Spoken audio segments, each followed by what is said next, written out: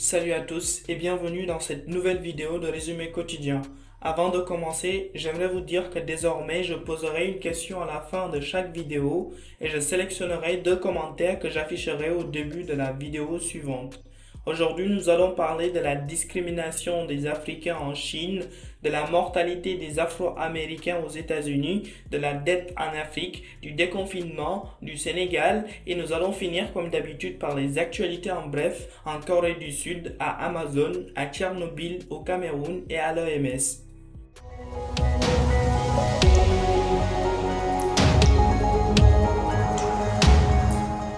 Commençons tout de suite par cette actualité en Chine, plus précisément à Canton, dans le sud du pays. De nombreux Africains ont été victimes d'actes racistes liés au Covid-19.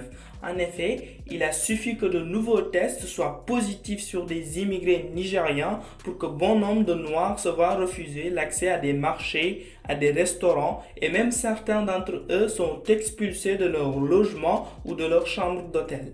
Plusieurs gouvernements africains ont demandé la protection de leurs ressortissants, mais Pékin, à travers son ministre des Affaires étrangères, a tenu à calmer la situation en indiquant qu'il n'y avait pas de racisme de la part des autorités locales et l'Afrique et la Chine étaient des peuples frères. Aux États-Unis, le nombre important de décès liés au Covid-19 cache aussi une autre réalité encore plus profonde. En effet, la communauté afro-américaine est malheureusement la plus impactée par ces décès. Par exemple, au Michigan, la communauté noire ne représente que 14% de la population, mais elle comptabilise 33% des cas et 41% des décès. La tendance est la même à Chicago où la communauté représente 23% de la population mais enregistre près de 58% des décès. Maintenant, la question est de savoir pourquoi. Cela est dû, selon Madame Edwick Lee, professeure de sociologie à l'Université de Washington et spécialiste des disparités raciales dans la santé, aux inégalités sociales, que ce soit sur l'accès à l'éducation, à la vie active ou aux soins sanitaires, qui ont au fur et à mesure fragilisé cette tranche de la population américaine.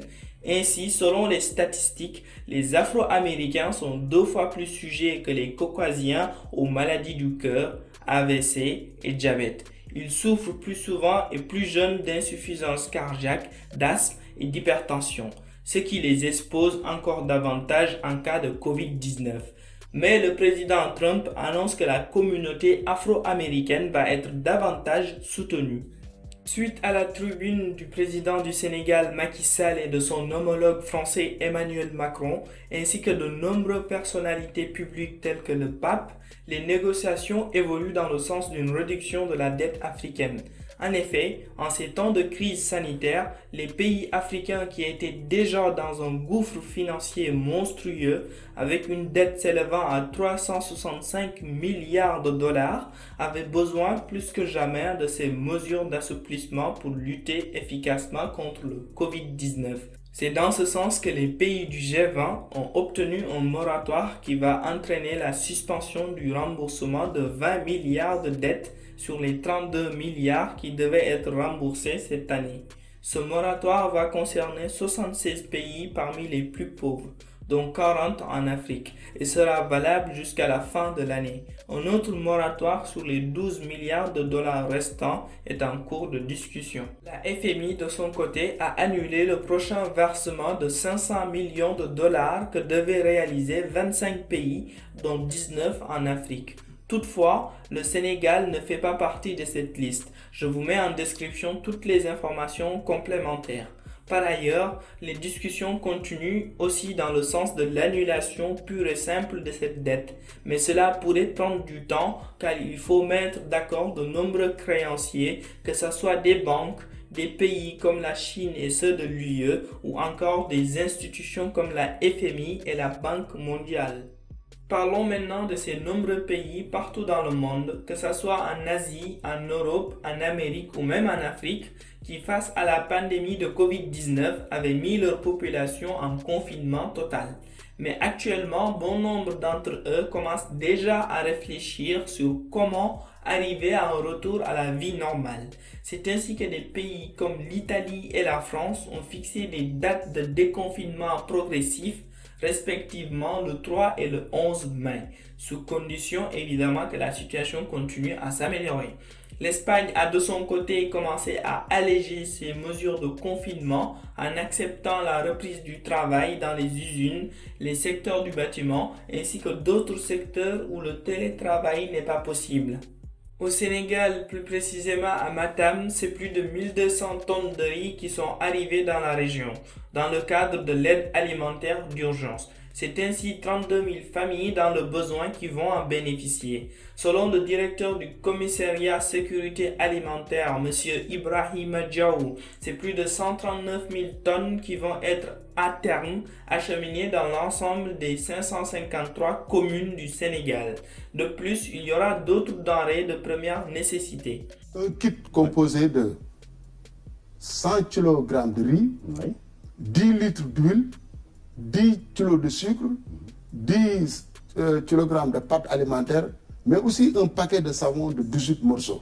Monsieur Diaw assure aussi qu'en plus des familles enregistrées dans le registre national unique, le choix des autres bénéficiaires est en train d'être fait en toute transparence par des comités composés de tous les acteurs de la vie sociale.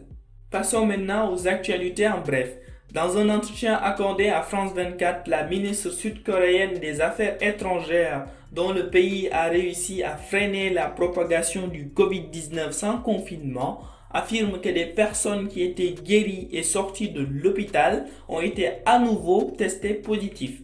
Cette nouvelle, qui n'est pas du tout rassurante, si elle venait à se confirmer, c'est tout le principe de l'immunité collective qui serait mise à mal. Nous allons revenir plus tard en détail dans une prochaine vidéo sur comment la Corée du Sud a réussi à endiguer l'épidémie sans faire de confinement. Le géant du e-commerce Amazon a été condamné par la justice française à limiter son activité de livraison aux produits essentiels, c'est-à-dire ils ne pourront vendre et livrer que des produits alimentaires, médicaux ou d'hygiène. Cette restriction a été ordonnée par le tribunal de Nanterre pour cause de manque de protection sanitaire pour les employés et l'entreprise risque concrètement 1 million d'euros d'amende par jour de retard et par infraction. En réaction, Amazon a décidé de fermer tous ses sites en France pendant 5 jours. À Tchernobyl, à côté de la centrale nucléaire qui avait explosé en 1986, ce sont des feux de forêt qui inquiètent. En effet, selon Greenpeace, les feux se situeraient à près de 1,5 km de la centrale. Mais actuellement, selon l'Institut de radioprotection et de sûreté nucléaire, les niveaux d'augmentation de la radioactivité restent très faibles et non dangereux sur la santé. Après le Bénin et le Maroc, c'est au tour du Cameroun de rendre obligatoire le port du masque. Vu les difficultés évidentes à faire un confinement dans le pays, cela pourrait à minima réduire les risques. Toutefois, il commence à y avoir une pénurie dans les pharmacies, mais certains habitants ont développé toute une économie en vendant des masques artisanaux, même si ces derniers sont loin d'être équivalents aux masques médicaux. Donald Trump met à exécution sa menace et suspend la contribution américaine à l'OMS. En effet, il accuse l'organisation d'avoir mal géré le début de l'épidémie en Chine et d'avoir favorisé sa propagation mondiale par le manque de mesures d'alerte. Terminons par cette anecdote plutôt surprenante. Un vétéran britannique de 99 ans du nom de Tom Moore a réussi à collecter plus de 7,5 millions de livres pour aider les soignants.